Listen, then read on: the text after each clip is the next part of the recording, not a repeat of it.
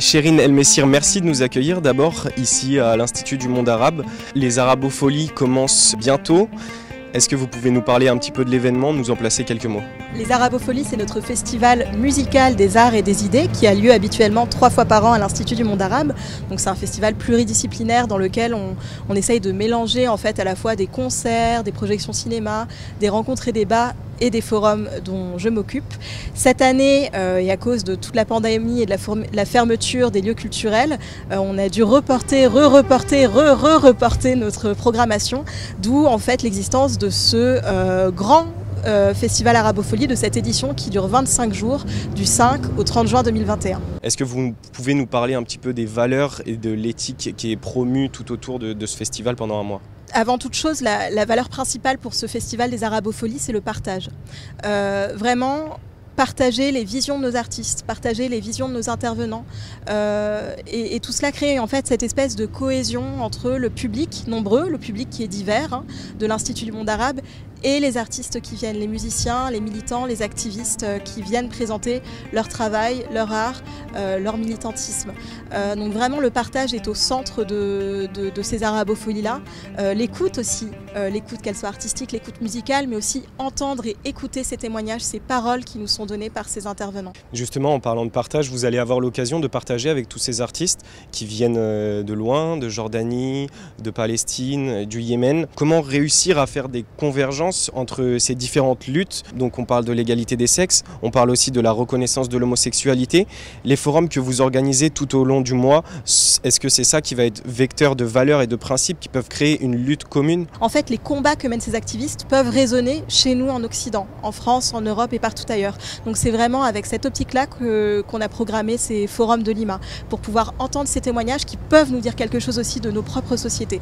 Ce qui est assez aussi touchant et fort pendant ces forums, c'est de pouvoir rassembler dans un même lieu, à Paris, à l'Institut du Monde Arabe, ces activistes qui viennent de tous les pays, enfin de plusieurs pays, avec des expériences différentes, mais de voir en fait comment ils ont cette cohésion des sujets, que ce soit aussi bien envers les luttes féministes que pour les luttes pour exister en tant que LGBTQ+.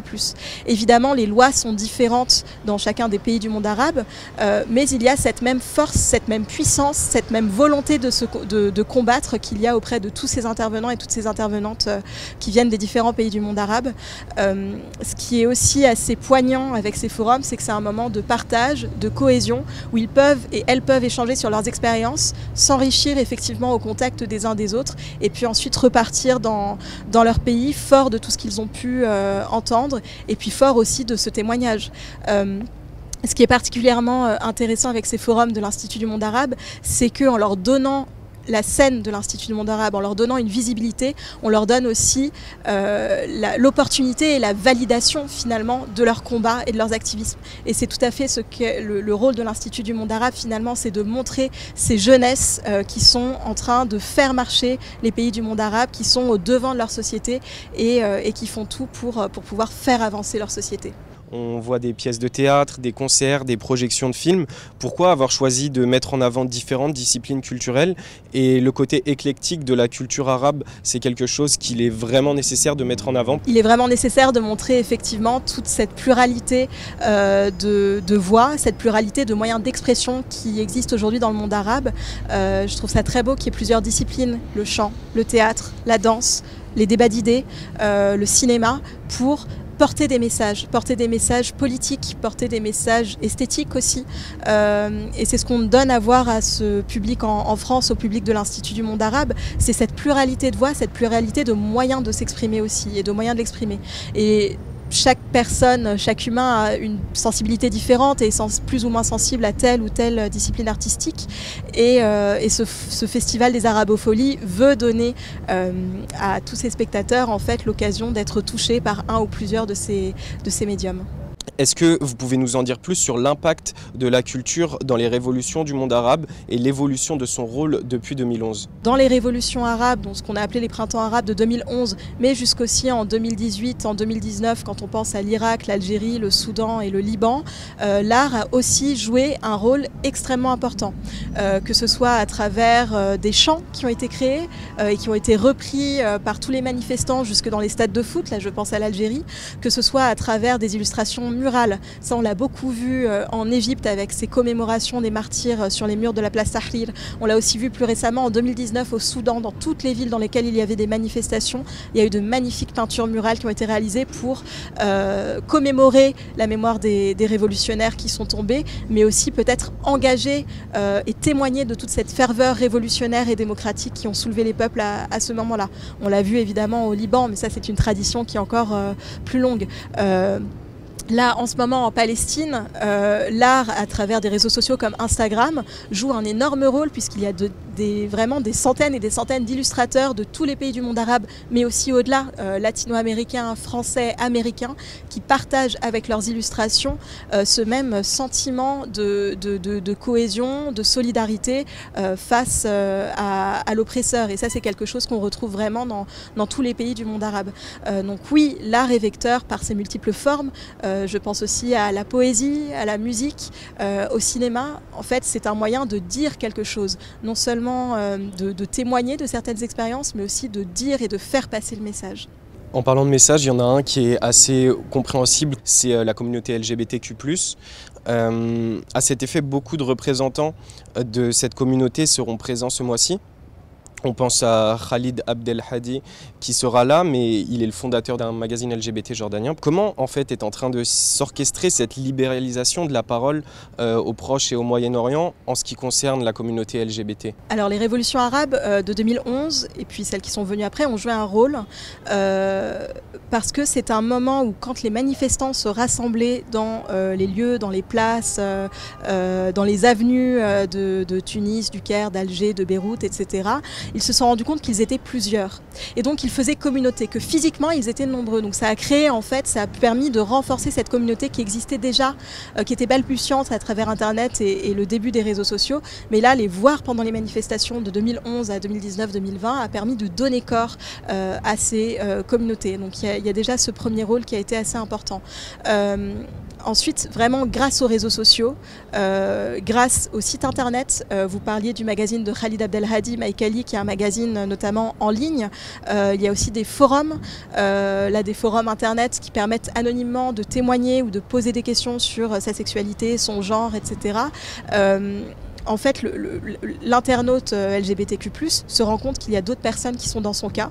Il y a ces communautés qui se créent autour de discussions, de conversations vraiment anonymes et en toute sécurité, dans ce qu'on appelle ces safe spaces, hein, ces espaces sécurisés numériques. Donc aujourd'hui, il y a voilà, d'abord eu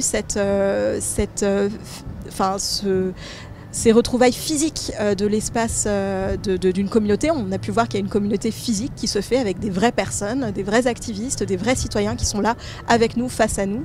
Et puis ces relations sur Internet et sur les réseaux sociaux qui permettent aussi de se rendre compte qu'on n'est pas seul.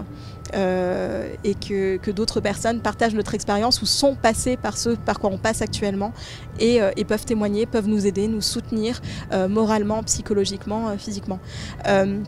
Il y a aussi tout un tissu associatif et c'est certains de ces activistes que j'invite qui font partie de ces associations du monde arabe. Donc ce tissu associatif LGBTQ+, qui joue également là un grand rôle à travers plusieurs moyens. Bon, d'abord le fait d'être une association, c'est donc de s'associer entre personnes et de représenter les voix d'autres personnes LGBTQ+. Il joue aussi un rôle de plaidoyer auprès des pouvoirs publics pour essayer de faire changer les lois, faire changer les systèmes juridiques en place qui viennent réfréner pénalement et les existences LGBTQ+. Ces associations qui ont aussi des ateliers de formation auprès d'autres personnes, des ateliers de discussion en fait très libres, que ce soit auprès d'universités, d'établissements médico-sociaux, etc. Et des associations qui ont aussi, qui font aussi des festivals. Je pense à Maoujoudine We Exist, qui est une superbe association tunisienne qu'on invite au forum du 13 juin 2021. Des hotlines, des hotlines thérapeutiques, en fait, des lignes d'appel, des numéros verts pour venir en aide psychologique aux personnes qui sont en détresse psychologique du fait de leur situation LGBTQ+. Voilà, donc ce sont tous ces moyens d'action qui permettent de faire exister cette communauté, cette solidarité entre personnes LGBTQ+. Est-ce que finalement le combat que les personnalités qui vont venir ici défendre la communauté LGBTQ+, au Proche et au Moyen-Orient défendent, c'est pas le combat de valeurs, d'éthique et de partage contre la répression? C'est un combat pour la liberté.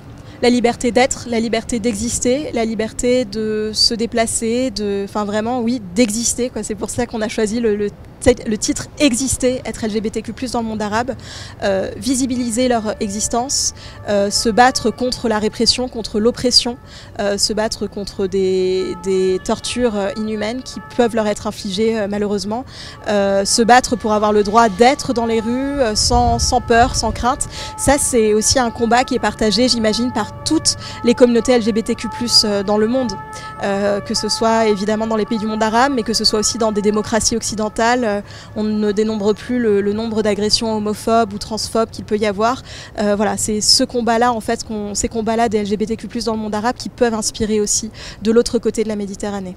Entisar El Hamadi, qui est une mannequin yéménite, a été emprisonnée pour avoir remis en cause les normes sociales profondément patriarcales au Yémen et a peut-être été soumise à un test de virginité, une répression violente qui est qualifiée de violence sexuelle et de torture selon le droit international. Comment ne pas craindre pour ces droits humains dans des luttes comme l'opposition au patriarcat dans un pays comme le Yémen? Très honnêtement, ce sont des craintes de tous les jours. Tous les activistes et les militants, qu'ils soient dans tel ou tel pays du monde arabe, sont extrêmement courageux. C'est là qu'il y a aussi cette importance et cette prégnance des réseaux de solidarité et de communauté qui jouent aussi là pour aider, pour soutenir. Dès qu'il y a une personne emprisonnée, il y a des voix qui s'élèvent, il y a une campagne qui est lancée sur les réseaux sociaux pour demander la libération de telle personne qui était emprisonnée, s'assurer qu'elle n'a pas subi des actes de torture, puisque c'est malheureusement le cas. Il y a aussi énormément de personnes comme Hind al-Eryani qui jouent un rôle auprès de l'ONU ou d'autres organisations internationales pour demander la libération de ces personnes-là, pour faire reconnaître et donner un statut, permettre de donner un statut de réfugié à ces personnes-là qui sont qui peuvent être injustement emprisonnées ou être en danger dans leur propre pays.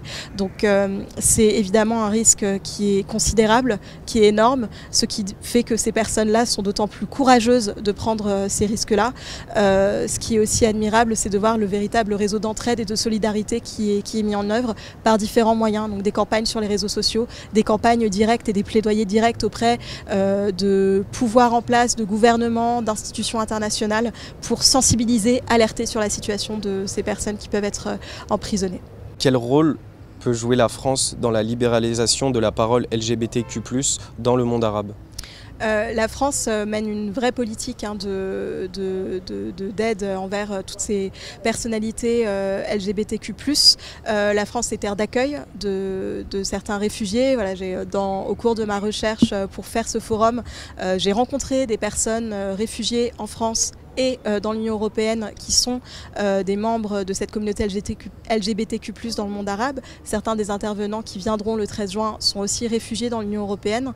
La France doit continuer de promouvoir ces valeurs, doit continuer de pouvoir être le foyer d'accueil et un vrai foyer d'accueil pour ces personnalités-là qui sont menacées chaque jour, qui mènent de vrais combats au quotidien dans leur pays pour pouvoir exister.